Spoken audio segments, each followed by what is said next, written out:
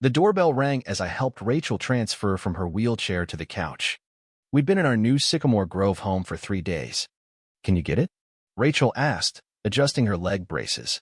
After 15 years as a K-9 officer, a pursuit gone wrong left her with limited mobility, but she remained the fiercest person I knew.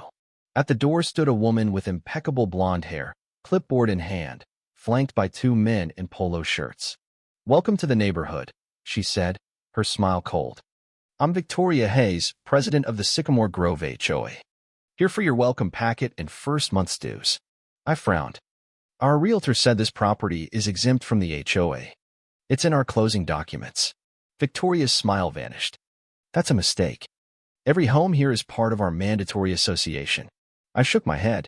"Our lot was built before the HOA existed. We're grandfathered out." Her eyes narrowed. "We'll need those documents. Board meetings Wednesday, 7 p.m. Bring them." She shoved a thick folder at me. "Meanwhile, remove that ramp by your side door. It violates aesthetic standards." My jaw tightened. "That ramp is for Rachel. She's disabled." Victoria shrugged. "Rules are rules. Apply for a variance, but the committee meets quarterly next in August." From inside, Rachel called. "Who is it, Matt?" "Just the HOA saying hi," I replied, keeping my voice even. Victoria peered past me, spotting Rachel. Her expression shifted not empathy, but calculation. "Your situation doesn't exempt you from standards. We value uniformity." She added, "Your wife's van with those K-9 stickers must be garaged. No commercial vehicles and driveways overnight." "It's not commercial," I said. "It's equipped for her wheelchair. The K-9 decal is from her police career." Victoria stepped back. "Rules apply to everyone, Mr. Turner. Wednesday, 7 p.m. I shut the door, hands shaking. Rachel flipped through the folder. 56 pages of rules. 2-inch grass max, no flags except holidays? This is insane. She scowled. "They want my van garaged over a K-9 decal?" I nodded. "And they claim we're in the HOA. We reviewed our closing documents that night, confirming our lot's exemption built a decade before Sycamore Grove's HOA formed." The next morning, I left for work. Rachel had physical therapy at 10 o'clock. At lunch, she called, her voice sharp. "They put a boot on my van. I can't get to therapy." "Who?" "Your pal Victoria and a towing company." I raced home. Rachel was blocking a tow truck driver with her wheelchair, arguing, while Victoria watched from her porch across the street. "This is illegal," Rachel said. "You can't tow from private property without authority." The driver waved a form signed by Victoria for community standards violation. I stepped in. "This property isn't in the HOA." He shrugged. "Not my problem." Victoria approached, smirking. "Maybe this'll motivate you for Wednesday's meeting.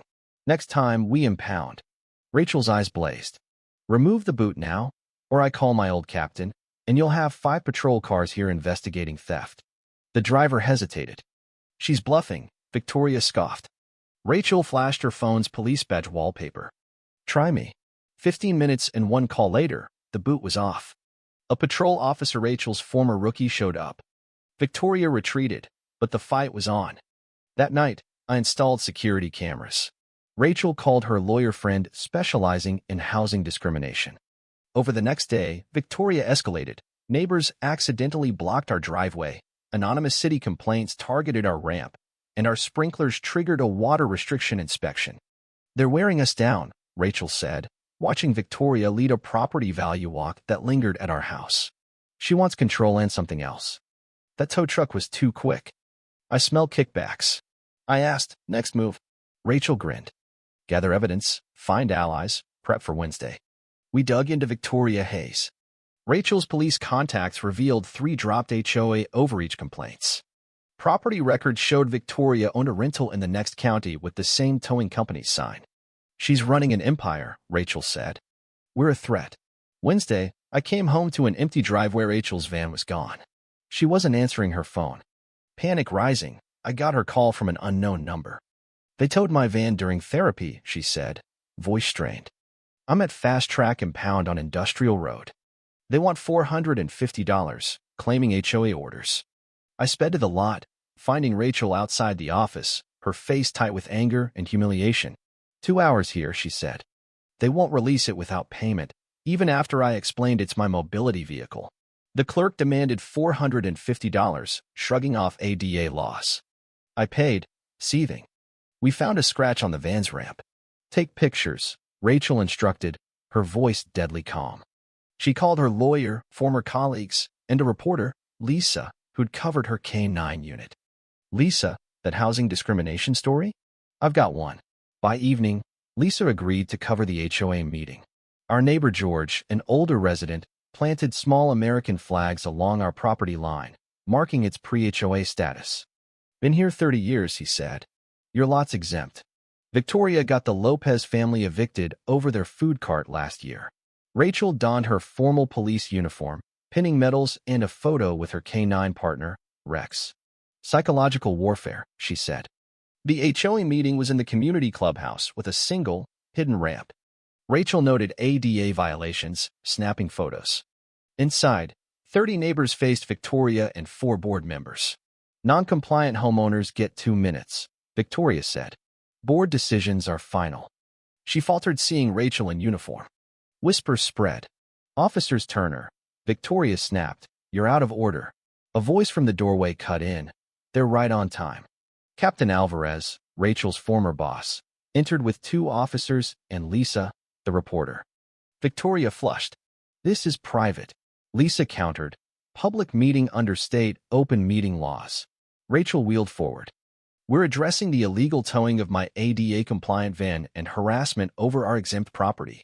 I presented our deed, survey, and a cease and desist from our lawyer. Alvarez added, we're investigating selective enforcement and possible towing kickbacks. The room buzzed. A woman stood. They towed my daughter's car for a college sticker $400. Another added, my mailbox was cited for being half an inch too high. Board member Clara, the treasurer, spoke up. I move we review the towing contract, especially payments to Hayes Landscaping, registered to Victoria's daughter. Victoria paled. That's inappropriate.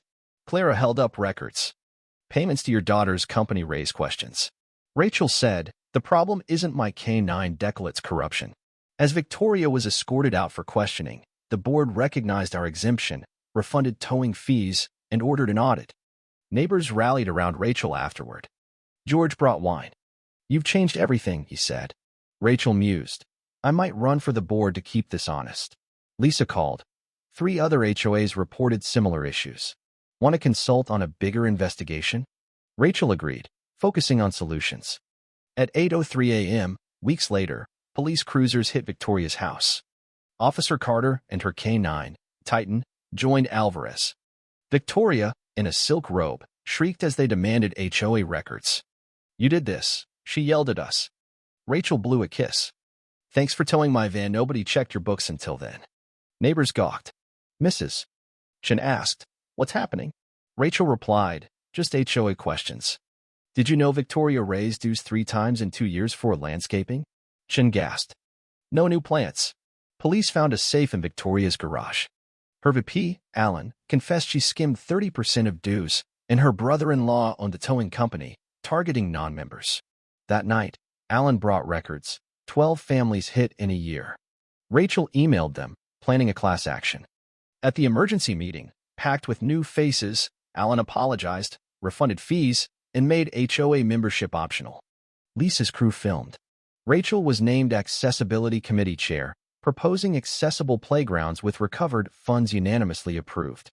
Victoria faced embezzlement and fraud charges, pleading guilty for 18 months. 6 months later, at our backyard barbecue, new playground ramps gleamed. Rachel showed kids how Rex fetched her items. Alan said, this neighborhood's united now. I toasted, to saying no to bullies and yes to community. Sycamore Grove felt like home, transformed by one woman's fight.